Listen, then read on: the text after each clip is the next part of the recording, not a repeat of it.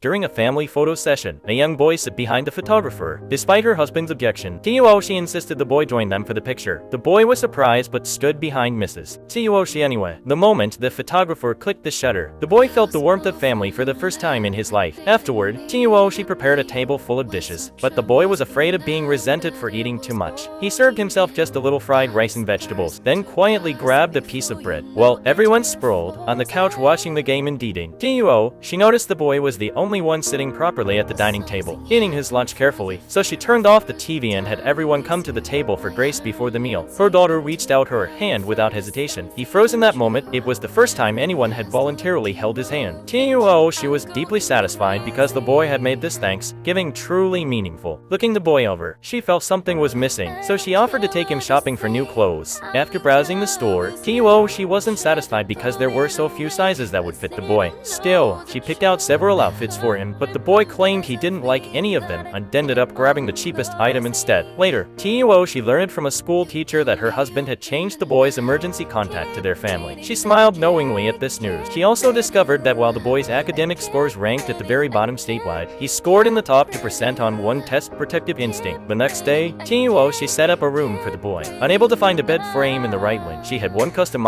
made. Seeing what lay before him, the boy was completely stunned because he couldn't believe he would actually have his own bed. After getting his response, she couldn't fathom how a boy had been passed around by countless foster families for over a decade without ever having a bed of his own. At school, a female teacher had noticed from day one that the boy was different. Though he hadn't written a single word on his test, he'd drawn a small boat on the back and the person on the boat was himself, symbolizing how isolated and miserable he felt at school. When all the other students were afraid to sit with the boy, his sister immediately stood up for him, ignoring the stares and sitting beside him. During his time living with Tsushi's family, the boy settled down, made tremendous progress in his studies, and earned a tryout opportunity with the school's football team to get the boy ready to play. The younger brother personally trained him. Everyone thought the brother was just messing around, but he was actually incredibly strict with the boy, and the boy never once thought about quitting. Their relationship grew closer and closer. One evening, the boy approached Tsuyoshi saying he wanted a driver's license. She asked him in confusion why he needed one while still in school. The boy said he just wanted some form of ID to prove who he was. When Tsuyoshi went to the department to inquire, she discovered there was no record of the boy's name in the system, so she went home and discussed it with her husband, and they decided to make the boy a legal member of their family. However, while processing the paperwork, Tsuyoshi learned through the agency's records about the boy's tragic childhood for the first time. His mother was a drug addict who'd given birth to over a dozen children. With no income, they'd forcibly taken him from his mother when he was little. As a mother herself, Tsuyoshi decided to visit the boy's mother. When she first saw the woman, she was shockingly haggard and frail. Learning that Tsuyoshi wanted to adopt the boy, her words were filled with self-reproach.